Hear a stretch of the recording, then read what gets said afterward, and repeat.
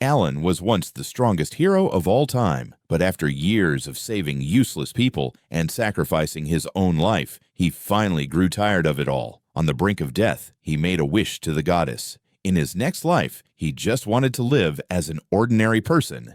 That wish came true. He was reborn as Alan, the so-called failure son of a duke. One morning, Alan woke up in his room when his younger brother knocked, saying their father wanted to see them. Without hesitation, the Duke began hurling insults. For years, Alan had remained stuck at level 1, never improving, and unlike other noble children, he didn't even receive a divine gift. Calling him a disgrace to the family, his father kicked him out of the house. But Alan didn't look troubled at all. In fact, he had been waiting for this day, a chance to finally live freely without worrying about anyone else. What no one knew, however, was that Alan still carried the immense power of his previous life. Not long after leaving, Alan heard a woman scream. From a distance, he saw Princess Liz and her knight Beatrix being attacked by stone hounds. Beatrix slashed desperately, but no matter how many she cut down, the monsters kept regenerating. Liz urged her to flee, but Beatrix refused to abandon her princess. Liz, too, stood her ground, unwilling to leave her protector behind.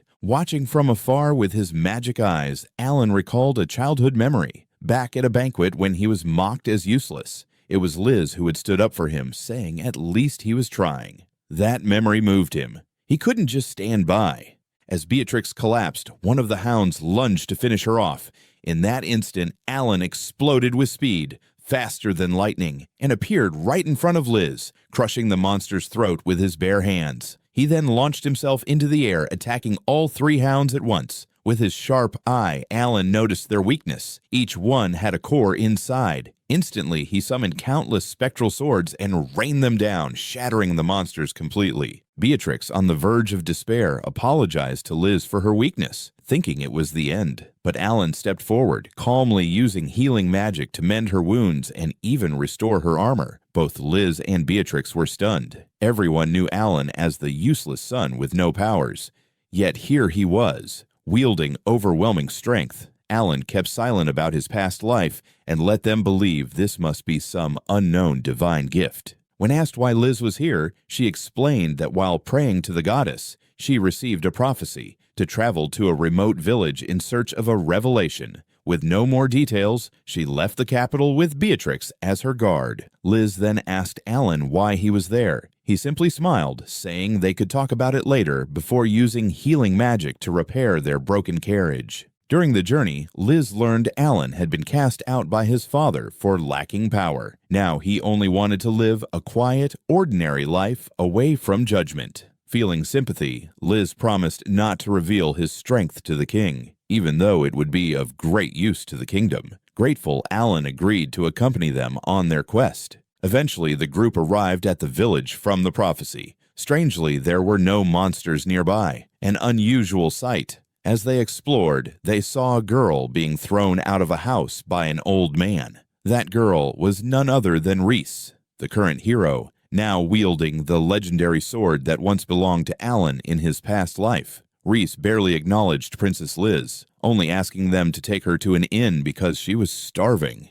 At the inn, while eating, Rhys explained she had met a little girl running toward her, crying that a dragon was going to eat her. Determined, Rhys hid the child in a hut and went into the village to gather information. But the villagers shunned her, and an old man kicked her out of his house. Alan found it suspicious and suggested the villagers might be planning to sacrifice the girl to the dragon for protection. That would explain why there were no monsters nearby. Infuriated, Rhys decided she'd kill the dragon herself. Liz immediately volunteered to join her. As the prophecy had foretold, she must guide the hero. Naturally, Beatrix went along to protect the princess. Alan sighed, realizing he couldn't leave them to face a dragon alone, and joined as backup. Climbing the hill, Rhys confidently laid out her plan. She would charge straight at the dragon, while the others circled around for a pincer attack. Alan knew she didn't stand a chance, so he offered to face it from the front himself. But Rhys sensed Alan's hidden strength and refused to back down, even promising she'd spar with him after slaying the dragon.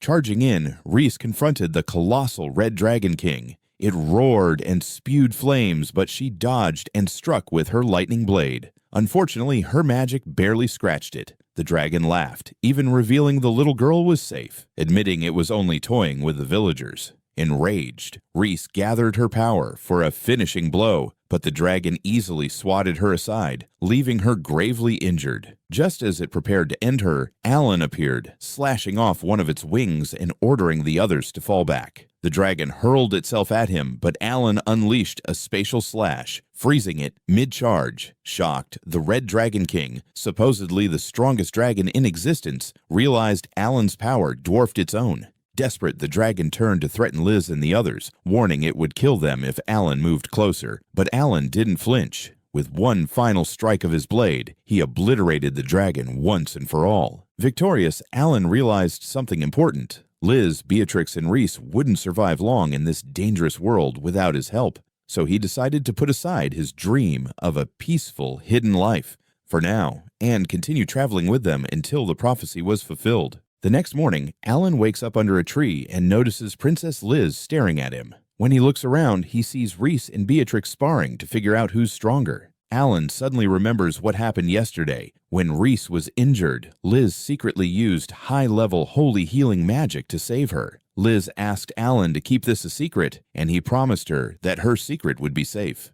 Not long after, Rhys calls out to Alan, saying she wants to spar with him too. Later that day, the group prepares to set out by carriage, but Rhys refuses to ride with them. She insists on walking on her own, and even says she'll take the little girl they rescued with her. Alan is suspicious, but she assures him she can take care of herself. So Alan, Liz, and Beatrix continue in the carriage. On the road, Liz apologizes to Alan for his sword breaking during the dragon battle. She suggests they stop at a nearby village where her friend Noelle, a skilled blacksmith, lives. Alan agrees.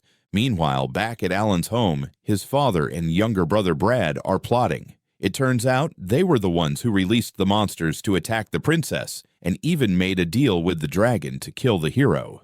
Their goal is revenge against the kingdom.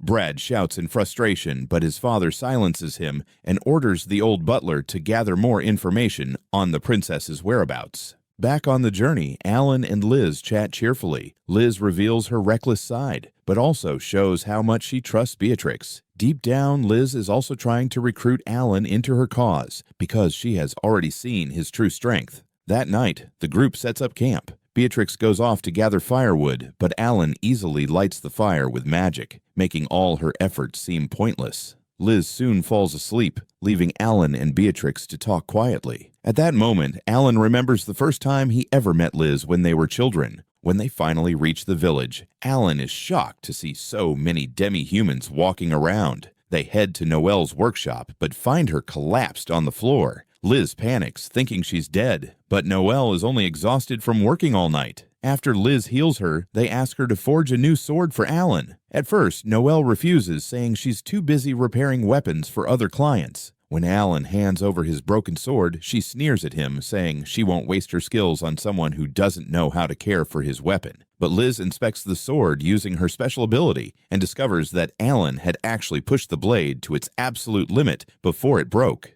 This changes Noelle's mind, and she agrees to forge a new weapon for him, telling everyone to leave so she can focus. That night, the group rests at an inn. What they don't realize is that a revealingly dressed woman is secretly following them. She works for the butler and reports back. The butler is puzzled, since he only sees Liz with a single bodyguard and no sign of Alan. The next day, Alan goes to the Adventurers Guild to sell a red dragon scale he collected. The receptionist, a beast woman, is shocked. She's never seen one before and screams, drawing everyone's attention. The butler arrives and questions Alan about where he got it. Alan casually explains that his group fought and defeated the red dragon. Suspicious, the butler uses his skill to check Alan's level and finds he's still just level 1. He immediately asks if the hero was with them. Alan truthfully replies that Rhys was part of their group and that they fought together. The butler seems satisfied and walks away, telling his spy that Alan is just a worthless weakling who couldn't even trim his own nails, let alone slay a dragon. But the woman still thinks Alan is hiding something.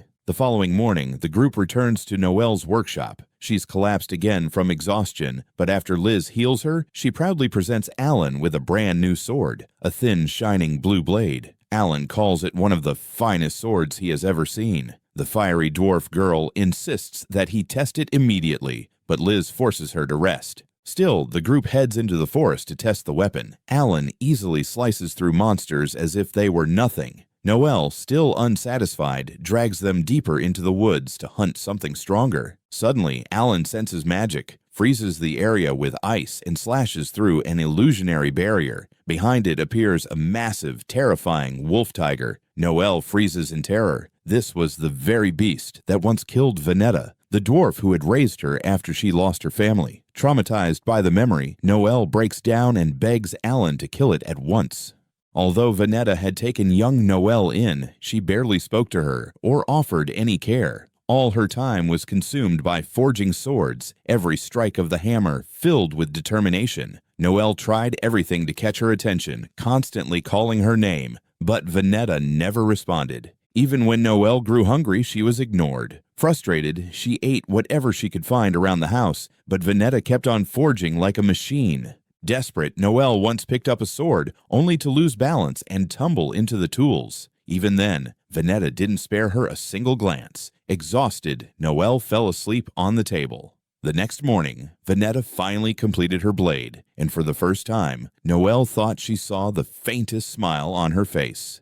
The memory faded. Tears welled up in Noelle's eyes as she begged Alan to slay the monster, the same beast that had killed Venetta. But Alan refused. The creature wasn't attacking anyone. It was sleeping deep in the forest, far from humans. Noelle grabbed Alan's sword, gritting her teeth, and charged. Alan stopped her, warning that it was useless. The beast was protected by a magic barrier that blocked all attacks below a certain level. To harm it, they would need a holy sword. Noelle insisted her sword was enough. Alan shook his head. No matter how hard she tried, her weapon could never reach that level. He walked away, leaving the choice to her. The next day, Alan returned and told Liz and Beatrix everything. Liz was baffled. Why would such a massive creature hide quietly in the forest? Alan suspected someone had deliberately placed it there, concealing it with magic. Then he turned to Liz, asking for the real reason she came here. She blushed and admitted the truth. They were investigating the assassination of a kingdom general. The man was always cautious, yet he was found dead. His body left behind, but his head taken. Beatrix suspected a demon, since no human could kill in such a way, but the motive remained a mystery. Meanwhile, in the forest, a spy named Meline observed the beast. She was shocked that Alan, supposedly a mere level 1 failure, could break her invisibility barrier so easily. She returned to report to the butler.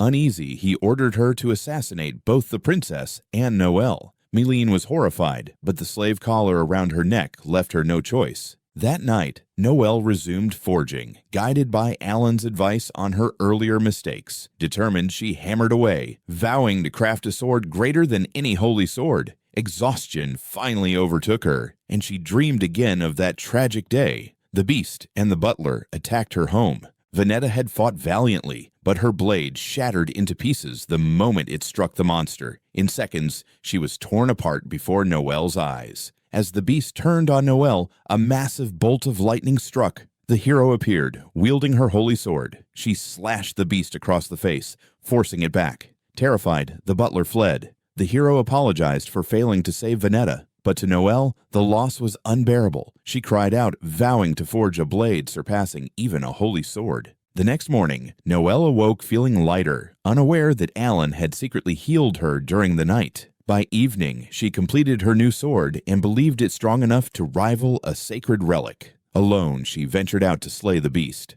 but the monster easily swatted her into a tree, leaving her barely able to stand. The butler appeared, mocking her resilience. She charged again, but the beast dodged and struck her down. As the creature prepared to finish her, Alan arrived, cutting straight into it. The butler laughed, revealing it was all a setup to lure Alan out, while Meline had snuck into the princess's room to assassinate her. Yet the bed was empty. Thanks to Alan's barrier, Liz and Beatrix had already spotted the trick. They confronted Meline, forcing her into a fight. Beatrix overpowered her, nearly landing a finishing blow, but Liz stopped her. She realized Meline was being forced by the slave collar. Beatrix knocked her out instead. Back in the forest, the butler commanded the beast to kill Alan and Noelle. But unlike Venetta, Alan's blade cut clean through the monster without breaking. The beast collapsed, dead in an instant. Terrified, the butler fled once more. Alan carried Noelle back to town where they reunited with Liz and Beatrix. Together, they interrogated Melaine, who revealed her village had been slaughtered by the butler. With no home left, she had been enslaved and forced to obey.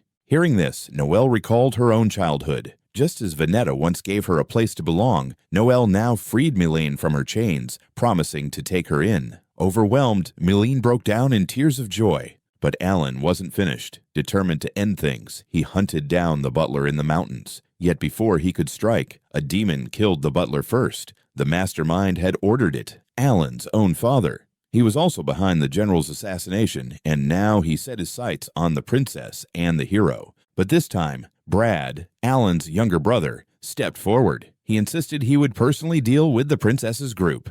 Meanwhile, Alan and his group were at Noelle's workshop, still searching for clues about the murder of the general, but so far they had found nothing. Suddenly, Noelle mentioned a rumor about a nearby village haunted by a ghostly knight clad in silver armor who appeared in the cemetery at night. Beatrix froze in fear the moment she heard the word ghost, prompting everyone to tease her like a frightened child. Liz, however, decided they should investigate, and Alan agreed. After all, if demons were involved, they might know ways to resurrect the dead. That night, they arrived at the village and saw the townsfolk preparing for the Halloween festival. Liz asked around if anyone had seen a knight in silver armor, but no one had. Disappointed, she was ready to give up, but Alan suggested checking the cemetery anyway, since that was the heart of the rumor. The place was deserted, but Beatrix stayed on high alert. When she heard rustling behind them, she spun around, only to find a pale man with completely white eyes. He calmly led them to the village chief.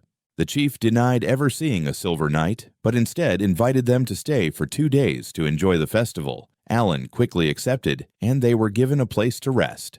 That night, Liz dreamed of her childhood, of her beloved uncle, once her knight and protector. She woke to the sound of creaking floorboards, and when she peeked outside, she was stunned to see a knight in silver armor looking exactly like her uncle. She followed him into the cemetery where he vanished, only for the ground to split open as zombies clawed their way up. Liz screamed in terror, but then Alan shook her awake. It had only been a nightmare. Still shaken, Liz clung to Alan for comfort. The next day, the villagers celebrated Halloween. Dressed in masks and costumes, they danced around a roaring bonfire. The pale-eyed man from before approached and invited Alan and Beatrix to join. Liz excused herself, pretending to be tired. Alan, suspicious, used his magic eye to scan the area, but followed her request and left with Beatrix. Alone, Liz suddenly saw a strange black mist and heard her uncle's voice. She pushed through the crowd and chased the knight into a dark forest. There, the mist grew thicker, and before her stood her uncle in silver armor. He warned her the forest at night was dangerous, but Liz said she wasn't afraid if he was by her side. Memories flooded back. The last time she saw him alive, when their carriage was attacked by monsters. He fought desperately to protect her, stabbed a beast through the heart, and fell with it into the river. His body was never found, and Liz always believed he survived. Now he told her that all those years he had been hiding and growing his hatred. He claimed the king, her father, wanted her dead. He said the royal family feared gifted individuals, those called apostles of God, like the hero, Noelle, the slain general, and Liz herself with her holy powers. He insisted the king would kill them all. Extending his hand, he urged Liz to join him in overthrowing her father. Liz was shaken, but refused to believe without proof. She argued that even if it were true, peace could still be achieved without bloodshed. Realizing she wouldn't be swayed, the knight revealed his true nature. He was possessed by a demon. He unleashed dark magic against her, but at that very moment, Alan appeared, blocking the attack and forcing him back. Alan declared he had been watching Liz all along and knew the knight was being controlled. With his magic, he shattered the curse, freeing her uncle's soul. The knight, now himself again, thanked Alan and admitted everything he said before had been lies born of demonic manipulation. He asked Alan to protect Liz in his place. Then, smiling faintly, he requested one final duel. Alan accepted. Steel clashed as the two crossed blades in a brilliant display of skill. Watching them, Liz remembered how her uncle had always shielded her, and now another man had finally come who was stronger, someone who would stand by her side. When the duel ended, the knight collapsed into Liz's arms. With his final breath, he told her she was like a daughter to him and wished her lifelong happiness before fading away. Later that night, as Alan kept watch from the village wall, the chief approached. He asked how much Alan knew of their secret. Alan calmly revealed he had known from the start. The villagers were already dead, puppets controlled by necromancy. Though Alan hadn't wanted to disturb their peace, the chief rejected pity, revealing himself to be a demon. He summoned the undead to attack, but Alan cut through the spell, unleashing a flying slash that destroyed both the demon and his horde. All that remained was a magic core. The next morning, as the group continued their journey, Alan analyzed the core and sensed the presence of his younger brother's power within it. He realized his brother might be behind the resurrection of Liz's uncle and the assassination of the general. Just then, Liz received shocking news. The general, who was supposed to be dead, had returned. Meanwhile, Alan's younger brother Bress is haunted by nightmares of the past. He remembers the day their mother died, a tragedy that shattered their father's heart and slowly drove him into darkness. Their father began to despise his children, lashing out in anger. Too young to understand, Bress was often scolded, while servants whispered that he was carefree even after his mother's death. Unlike the more mature Alan, hurt and confused, Bress blamed his brother, believing Alan looked down on him just like their father. Waking up drenched in sweat, Bress stormed into his father's chamber, only to see him laughing madly while burning a mysterious letter. His father declared war on the kingdom, and even on the gods themselves. Shocked, Bress vowed that only he was worthy of leading their family. At the same time, rumors spread like wildfire. The general who was thought dead had been resurrected and was rallying people to rebel against the king. Captain Edward and his aide walked through the city, listening to the gossip. The aide believed someone was deliberately spreading these rumors. Edward replied firmly, "Alive or dead, impostor or monster, if he opposes the kingdom, we knights will strike him down."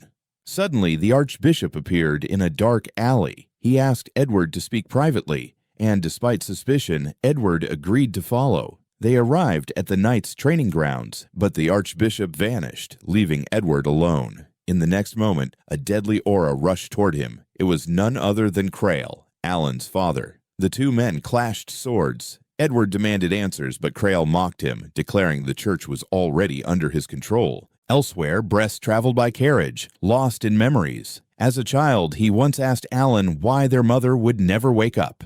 Alan gently explained that death comes to all, comforting his little brother. Back then, their bond wasn't broken. Bress even visited Alan at night when he couldn't sleep. But as the years passed, their father favored Bress and scorned Alan as a failure. Bress basked in that attention, while Alan remained indifferent, which only deepened Bress's resentment. His thoughts were interrupted when a cloaked figure appeared, demanding a report. Bress confirmed he had manipulated the archbishop and lured Edward into the trap.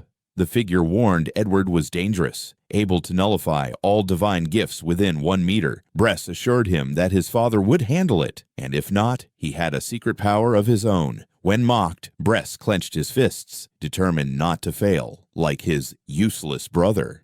Meanwhile, heroine Akira and her adopted girl Sarah noticed they were being followed. Leading the stalkers into a deserted street, 4 men surrounded them, threatening to kill. But their true plan was far more sinister. They had cursed Sarah and her village, turning her into a living bomb. Unless Akira abandoned her, Sarah's life force would ignite and explode. Sarah begged Akira to run, but she refused, embracing the girl even as fireballs rained down. Back in the capital, the archbishop and resurrected General Sarius, both under Bress's control, appeared before the public. Sarius apologized, then promised to reveal the truth. The archbishop declared that the gods had lied. Divine gifts were not blessings, but chains to enslave humanity. Sarius urged the people to think how many truly received the gift they wanted. How many lived lives shackled by unwanted powers? The archbishop proclaimed that by abandoning their divine gifts, people could unlock their true potential and take control of their fate. The crowd was skeptical until Bress stepped forward. He revealed a monstrous hound they had created, equal to 10,000 soldiers with no weaknesses. Terrified, the people listened as Bress boasted that his puppet control could awaken hidden strength even without divine gifts. When asked what would happen after his death, a hooded ally stepped forward, revealing himself as a demon. Panic erupted, but Bress calmed the crowd, claiming demons were their allies and the ones who revealed the truth about divine gifts. Slowly, the people began to cheer, and Bress basked in the glory, believing he finally had everything. Meanwhile, Edward and Krail's duel reached its peak. Edward neutralized Krail's divine gift, yet Krail's sheer level of strength overwhelmed him. By leveling up, Krail declared, humans can surpass their limits, even slay gods themselves. Edward was disarmed, forced to his knees. Suddenly, a hooded figure appeared. Krail thought it was an ally, but the figure attacked. The cloak fell away, revealing Akira. Earlier, thanks to Alan's interference, Sarah's curse had been overwritten, allowing her to create a protective barrier instead of exploding. This gave Akira the chance to destroy the demons and return stronger than ever. At the same time, Edward's aide rejected the demon's lies. Even if gifts are chains, we knights live by our will. We protect the kingdom. He and his men drew their swords, standing firm. The battle for the kingdom's future had only just begun. Bress glares at Alan, years of resentment finally boiling over. Just as he's about to strike, Alan calmly activates a magic projector, revealing a recording of Beatrix battling a demon. In the footage, she demands to know if the demons were colluding with House Westfeld to assassinate General Sarius and Princess Liz. The demon doesn't deny it, even bragging about their plan to eliminate anyone with powerful divine gifts, unaware it's all being recorded. Bress panics as his scheme is exposed. Furious, he shouts at Alan not to interfere, but the crowd hears everything. Liz steps forward, boldly declaring that she was indeed targeted by an assassination plot. Attacked by monsters like the giant wolf, the people believe her instantly. Realizing his mistake, Bress snaps, laughing madly and unleashing chaos. He orders his puppeteer magic to control the knights and make them attack the citizens. But Alan had already severed the strings. The Archbishop and General Sarius break free of Bress's control as well. Enraged, Bress loses it completely, unleashing his monstrous creation on the city. Liz quickly rallies the civilians, leading them to safety. Alan looks at his brother with a heavy heart. He once wished Bress could have been raised differently, but deep down he knows Bress rejected every chance he offered. Now, Alan resolves to stop him himself. As Bress lashes out, screaming, "Failure!" Alan grabs the puppet strings, pulls his brother in, and floors him with a single clean punch. Meanwhile, Beatrix fights the demon in a blur of sparks and steel, too fast for the knights to follow. With Mylane's stealthy support, they corner the enemy. Mylane's dagger interrupts its escape, giving Beatrix the opening to land a fatal strike. The demon disintegrates. Beatrix commands the knights to focus on saving citizens, and they vow to fight on, even at the cost of their lives. Noe rushes in with new weapons to support them. Elsewhere, Akira and Captain Edward are driven back by Krail's overwhelming dark aura. Edward explains that Krail's divine gift, known as the Harbinger, lets him glimpse countless possible futures, but at the cost of immense strain. Edward pleads with his old friend to stop, reminding him of his late wife. Krail roars back in despair. He saw her death replayed in every vision, powerless to change it. Her gift, the Holy Mother, was meant to give birth to the world's savior, yet she bore only Alan, a supposed failure with no divine gift. Consumed by rage and grief, Krail unleashes red lightning that curdles into black storm clouds. Akira calls him out for being unable to move past her death. He admits she's right, then sacrifices his life force for greater power. A torrent of dark magic overwhelms her, blasting her unconscious. Edward stands alone, realizing his friend has turned to demonic power. He's swallowed by darkness, only to find himself inside Krail's sea of sorrow, surrounded by bubbles of painful memories. Edward weeps, apologizing for never understanding his friend's suffering. For a moment, the darkness weakens, but then Krail drives a blade through Edward's heart. The captain falls, dead on the spot. Akira screams in shock. Before Krail's next attack can strike her, Alan arrives, shielding her. Enraged, Krail spits venom at his worthless son, but Alan blocks the blast effortlessly. "Who are you?" Krail demands. Alan answers, "I am a failure. But even so, there are people I cannot abandon. Mother wanted me to help others." Radiant energy surges from him. Krail only grows angrier, refusing to hear his wife's name. His darkness swells again, pressing Alan to the brink. Dragged into his father's inner abyss, Alan witnesses the truth, his parents' deep love, their loss, the despair that consumed Krail. Alan understands but refuses to let his father destroy the world. He unleashes his full power, cutting through the storm. Phantom blades rain down, striking Krail. Though he resists, the toll is too great. Blood spills, his strength erupts in a final storm that engulfs the sky. The city trembles under blackened clouds, but Liz rallies the people. Trust Alan. Alan charges one last time, cloaked in dense magic. He pierces the vortex, breaking through. In Krail's mind, he finds his father imprisoned inside a sphere of pure rage. Knowing the feeling all too well, he too once ran from betrayal. Alan strikes the core. A brilliant column of light erupts, dissolving the darkness. Krail reappears, battered and fading. A mysterious butterfly lands on his hand, and as his body turns to dust, he finally acknowledges his son. The failure has chosen his path. With tears, he calls out his wife's name one last time before vanishing.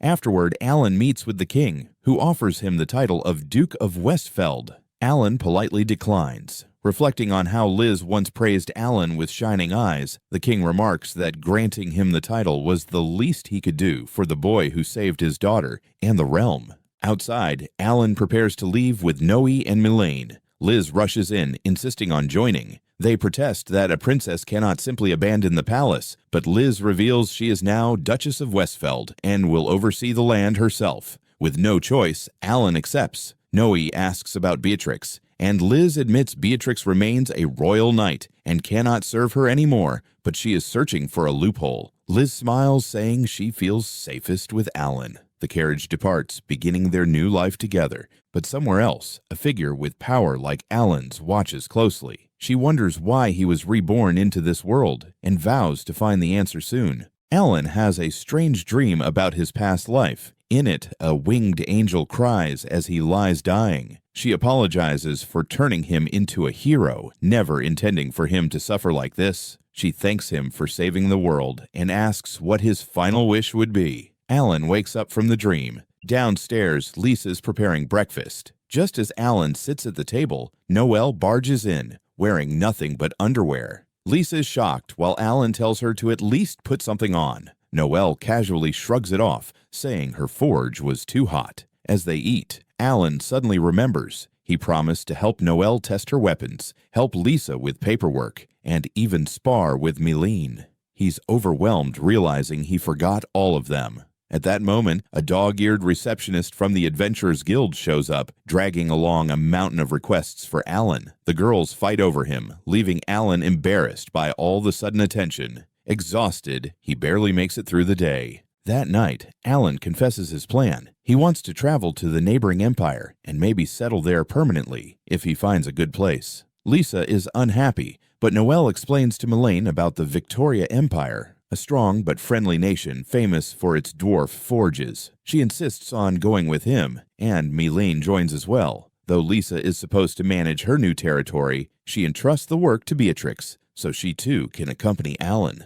On the road, Noelle asks if Lisa's worried about leaving her lands. Lisa explains she wants to see the empire with her own eyes. The emperor is ambitious, and though he had the chance to invade during the kingdom's chaos months ago, he did nothing. She suspects a hidden agenda. Their carriage crosses a rough mountain path where Alan spots sandwolves up ahead. In seconds, he leaps into action and wipes them out. But he's suspicious. Such monsters don't just show up by accident. Days later, they reach the Empire's bustling capital. Despite the lively streets, Alan feels uneasy. The place is crawling with soldiers. Suddenly, he bumps into a red-haired girl. It's Henriette, the daughter of a marquise. They recognize each other instantly. Alan's companions glare jealously at their closeness, but Lisa and Henriette also know each other. Lisa lies, saying they're just sightseeing, but Henriette easily sees through it. Henriette warns them, the Empire is unstable. One spark could set off disaster. Even the feared Black Wolf Knights have been given free rein by the Emperor. She urges Alan to return home before they're dragged into trouble. Then she vanishes into the crowd. Suspicious, Alan follows her and catches up. He asks if she spoke as Henriette or as the angel from his past life. Blushing, she admits her powers are limited now, but she came to this world because of him. Wherever he goes, trouble follows, and she intends to support him. She tells him to go back home if he truly wants peace. Not long after, an explosion rocks the city. Alan rushes to the scene where a man is fleeing the guards. The fugitive pulls a sword and warns Alan to stay out of his way, but Alan knocks him out with a single strike. Suddenly, black smoke engulfs the man. A magic circle appears, his blood bursts from every pore, and he collapses dead. Guards arrive immediately. Their captain demands answers. Alan insists he only defended himself and didn't kill the man. But the captain's gift lets him see what abilities were used, and he sees none. He accuses Alan of being a demon. Unless Alan proves otherwise, he will be arrested. Just as the captain moves in, Alan suddenly vanishes. Thanks to Milane's power, she leads him through underground tunnels, where Lisa, Noelle, and Henriette are waiting. Henriette scolds him for getting involved despite her warnings. Alan explains Milane's demonic gift masked his presence, so the knights couldn't detect him. Henriette takes them to her mansion, where they meet Salat, the butler once cast out by Alan's father. Now, serving Henriette, he gratefully welcomes them. Once settled, Alan asks her directly, "What's happening in the Empire?" Henriette reveals the shocking truth. The Emperor was assassinated over a year ago. Lisa realizes that's why the Empire never invaded during the kingdom's crisis. Noelle worries Henriette is saying too much, but she insists she trusts them. That night, Henriette visits Alan's room. He asks if she suspects demons were behind the Emperor's murder. She agrees. Only demons or Alan himself could have bypassed the Emperor's guards. Alan teases that she could have done it too, but Henriette denies having any reason. He presses further, asking how long she's been keeping an eye on him. She only smiles and says it's coincidence before leaving. Yet outside his door, she's quietly overjoyed. In their past lives, Henriette had served as God's apostle at Alan's side. She had watched him sink into despair under the world's hatred, and that's why she chose to reincarnate, to make sure he could live happily this time. Though jealous of the girls around him, she's relieved to see he has people who truly care for him. Alan and his group settled down at Henriette's castle, but Noelle quickly threw a tantrum. She desperately wanted to visit the dwarven forges in the Empire. Henriette warned her to give up, since the city was heavily guarded. Noelle grew frustrated, even pretending to forge an imaginary sword to vent. Alan then said the Black Wolf Knights were only after him, so Noelle should be safe if she went out. Henriette confirmed, and Noelle lit up with excitement. The next day, Noelle and Milene strolled through the city, checking out smithy shops and even trying some street food. Soon, Noelle realized that all the dwarves around were staring straight at her. Mistakenly thinking they found her cute, she struck silly poses to look adorable, until Milene had to drag her away. Back at the castle, Henriette explained that Noelle was indeed famous, but not for the reason she imagined. Curious, Noelle followed Henriette, and the entire group was brought to a courtyard. Henriette used her divine power to teleport everyone into a mysterious forest. Henriette revealed this was the Forest of the Elves, a separate dimension protected by a powerful barrier. Outsiders normally lose their memories when they enter, but Henriette could come and go freely. Suddenly, the elves surrounded them. Alan stayed cautious, but the elves bore no hostility. Then, to everyone's shock, the elves knelt and called Noelle their long-awaited queen. Henriette confirmed she was the last surviving royal-blooded elf. Their elder, Borsivo, formally welcomed Noelle home. Inside the settlement, the group was surprised to see elves using human furniture and even playing chess. Borsivo explained it was all thanks to Henriette, who had introduced human culture here. Soon, children with horns ran up to Noelle, offering her acorns. But when another boy, Philip, wanted to greet her, he complained that those bad kids also got to meet the queen. Borsivo scolded him harshly for prejudice, and Philip ran off in tears. Meanwhile, back in the human world, Captain Leidster reprimanded her subordinate Oswald for failing to locate the Forest of the Elves. He mocked her back, earning a blade at his throat, but shrugged it off and returned to his mission. Back in the forest, a grand feast was held in Noelle's honor. Borsivo explained that without a queen, elves couldn't mature or reproduce. He thanked Henriette for bringing hope back by revealing Noelle's existence. Alan then asked about the horned children, realizing they were demon kids. Borsivo admitted Henriette had brought them in 3 years ago, Though most elves initially opposed it, Henriette insisted that living alongside other races was the only way for elves to grow. Despite the praise, Noelle felt suffocated, unsure if she wanted to accept this role. Alan suggested everyone rest while secretly arranging to speak with Henriette later. That night, Henriette visited Alan. After some playful banter, Alan asked about the demon children. Henriette grew serious, explaining, "Demons aren't a separate race.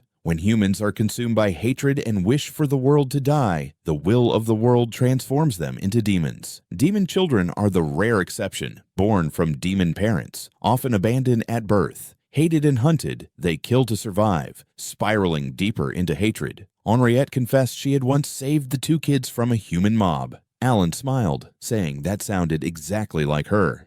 The next day, Borsivo led the group to a mystical lake. Noelle still seemed lost in thought, but Henriette gently told her not to feel guilty about becoming queen, since the elves themselves were learning to live independently. The two demon children appeared and offered Noelle a glowing spirit stone, just as they promised. Philip, however, continued to sulk and ran off again. Later, Henriette found Philip crying. He admitted he couldn't stand demons being so close to the queen, even though they'd never wronged him. Henriette knelt beside him, explaining that the demon kids felt the same way about Noelle as he did. She urged him to treat them kindly and try to be their friend.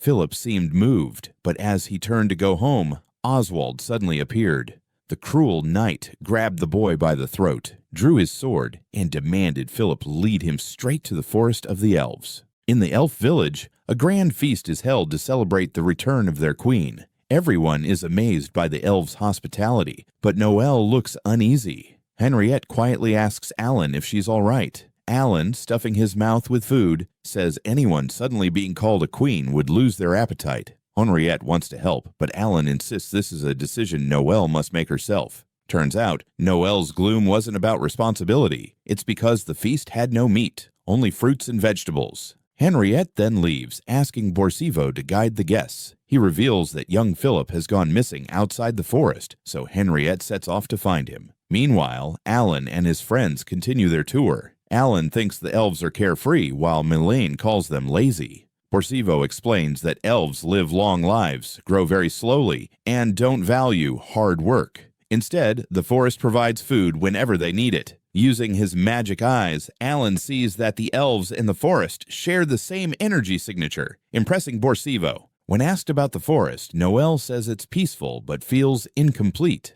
Alan suddenly asks if he can live here permanently. Borsivo says the forest must decide. Alan presses further, asking if he could stay temporarily. Borsivo replies that a short stay means about 100 years, leaving Lisa in shock. Just then, Borsivo receives a message from the forest. An unknown guest has entered. He goes to check, while Alan's group heads back to rest. At the villa, Henriette is confronted by Lidister, who accuses her of hiding the suspect behind the Emperor's assassination. Though Henriette denies it, knights storm in to search the place. Lidister claims the suspect must be hiding in the elf forest, leaving Henriette deeply worried. Meanwhile, Deputy Knight Captain Oswald manipulates Philip to guide him inside. Borsivo greets them, but quickly realizes the boy was used as a hostage. Oswald declares he is a Black Wolf Knight, authorized to kill anyone without consequence. When the orphaned demon children approach to offer fruit, Oswald flares with rage. Borsivo begs him to spare the kids, but Oswald snaps his fingers and triggers an explosion. Through her bond with the forest, Noelle senses the danger as the spirit stones glow. She rushes with Mylène to save the children. Borsivo fights bravely, but is overwhelmed. Just as Oswald prepares to kill Philip, Noelle appears. The knights call her queen, but she insists she's just a blacksmith. Oswald attacks with explosions, forcing Noelle and Mylène to run for their lives. When Borsivo is nearly defeated, Alan arrives in time to block the strike. With a smirk, he mocks Oswald. "I finally find a peaceful place to live, and some fool still comes to ruin it."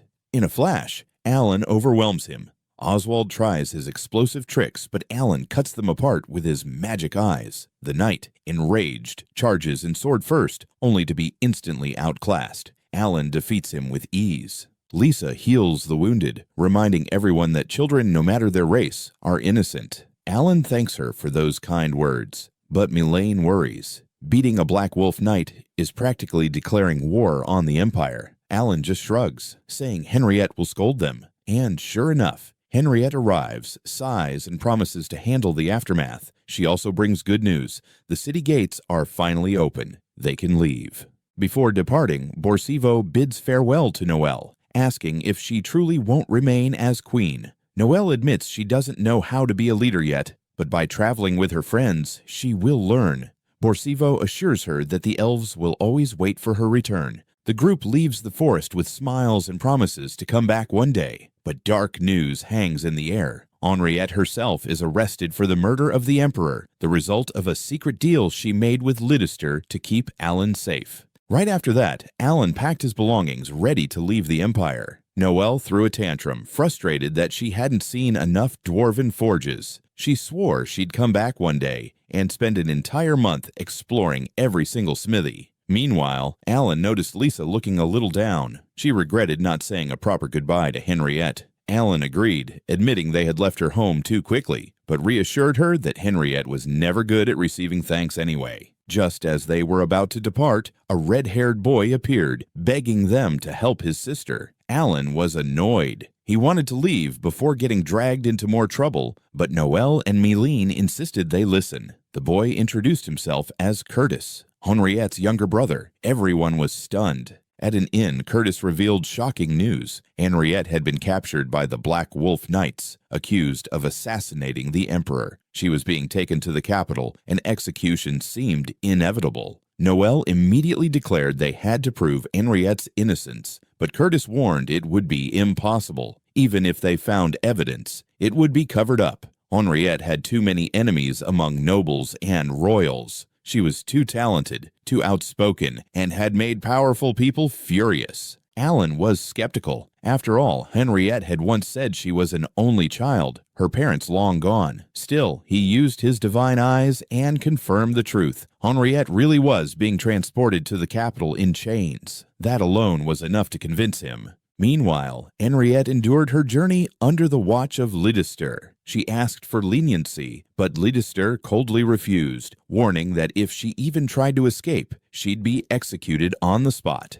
Henriette only smirked, declaring that if anything happened to her friends, every single person responsible would pay. Curtis then arranged a carriage for Alan's group with a knight escorting them. Noelle and Lisa were still wary, but they had no choice. On the road, Alan confronted Curtis directly. "Are you really Henriette's brother?" Curtis admitted the truth. He wasn't her younger brother, but her cousin. Yet from childhood, Henriette had always treated him like real family, protecting him when no one else cared. His heartfelt story moved Lisa and Noelle, though Alan remained cautious. Elsewhere, Henriette learned that Oswald, the corrupt knight from the elf forest, had been pardoned. She sneered, disgusted by the Empire's rotten core. Back with Alan's group, they were forced to stop at a border city because the gates had been sealed shut. Alan and Lisa headed to the Adventurers Guild to investigate, while Curtis placed Noelle and Mylene in an inn. But then, a Black Wolf Knight stormed into the guild, announcing that they were hunting 6 dangerous rebels, offering gold to anyone who gave information. The adventurers quickly pointed fingers at Alan and Lisa. Alan grabbed Lisa and leapt out before they could be captured. The knight gave chase but was delayed. Just as Alan thought they'd escaped, a massive explosion erupted from the direction of the inn. Alan and Lisa rushed back, only to find the entire inn reduced to rubble. And standing in front of the wreckage was Oswald, holding the unconscious bodies of Noelle and Mylene in his hands. Alan and Lisa are shocked to see Oswald standing before them. He declares that tonight is the night he takes revenge on Alan. Alan immediately draws his sword, ready to fight, while Lisa notices Curtis trapped under the rubble. She tries to move toward him, but Oswald blocks her, saying this stage is reserved for his duel with Alan alone. With a smug grin, Oswald lifts Mylene and taunts Alan, asking if he really cares about these girls. Lisa begs him to stop, but Oswald grows more arrogant. Alan calmly asks, "Can you really keep your head while holding both of them?" Enraged, Oswald tries to harm Mylene, only for his arm to be suddenly severed. Screaming in agony, he drops both girls to the ground. Alan steps closer, telling him to stay quiet because he has many questions. but Oswald only laughs, admitting he cannot beat Alan. That, however, was never his goal. Alan activates his magic eyes, and Oswald reveals the truth. He has laced explosive magic onto Noelle, Mylène, and even the wounded survivors around them. With a single snap of his fingers, they'll all detonate. He doesn't care about his own life. He only wants to see despair in Alan's eyes. Alan remembers his past life, a time when he saved a boy from monsters, only to be called a monster himself. That painful memory left a scar on his heart. I'm no hero anymore, Alan thinks, but I still can't abandon people. Oswald snaps his fingers, but Alan unleashes his special technique, slowing down time. He sees every glowing thread of explosive magic stretching toward the victims and cuts them all. Everyone is saved, even a woman buried under debris. Oswald is stunned. Nothing exploded. Alan puts his blade to Oswald's throat and asks for his last words. Oswald sneers, calling him a monster. Alan is ready to end it when suddenly a female knight arrives, commanding him to stop. She introduces herself as Zelia, vice captain of the Black Wolf Knights. She admits Alan is right. Oswald must be punished, but promises she will personally deliver justice. After a moment, Alan lowers his sword and trusts her word. Later, at an inn, Lisa reassures Alan that everyone is safe. The city blockade has been lifted, meaning they can head for the capital tomorrow. But Alan feels uneasy. This all seems too convenient. Lisa also wonders, with the Emperor dead, who exactly is commanding the Black Wolf Knights? Meanwhile, Zelia reports to Leicester. By the Master's order, the blockade is gone. She asks permission to execute Oswald herself. Suddenly, black smoke engulfs Oswald. He laughs, refusing to become his master's dog, before the smoke consumes him entirely. Elsewhere, Leicester escorts Henriette to a room inside a castle. Before leaving, she asks if Henriette needs anything. Calmly, Henriette only requests books. The next day, Alan and his companions arrive at the capital, but they need permits to enter or they'll be arrested. Noelle suggests getting permits, but it's impossible. She and Mylène are of other races. Lisa is a former princess, and Alan is the most suspicious of all. Lisa suddenly proposes a reckless idea: dig a tunnel underground. Everyone groans, but Curtis agrees. It's not so far-fetched. The royal family has always kept secret escape tunnels beneath the city. In the end, Curtis and his knight go through the front gate, while Alan and the girls sneak into a dark, rotting tunnel. Using his magic eyes, Alan detects two knights nearby, somehow concealing their presence. Why are the Black Wolf Knights down here? He wonders. Suddenly, Leicester appears with a bow. Even though she cannot see them, she fires an arrow. Alan catches it, exposing their location. She explains that Mylène's power only made them invisible, not silent, and she tracked them by heartbeat. Another arrow pierces Mylène, forcing her out of stealth. Leicester declares her true target is Alan alone. Alan tells Lisa and the others to move ahead, insisting he can't fight while protecting them.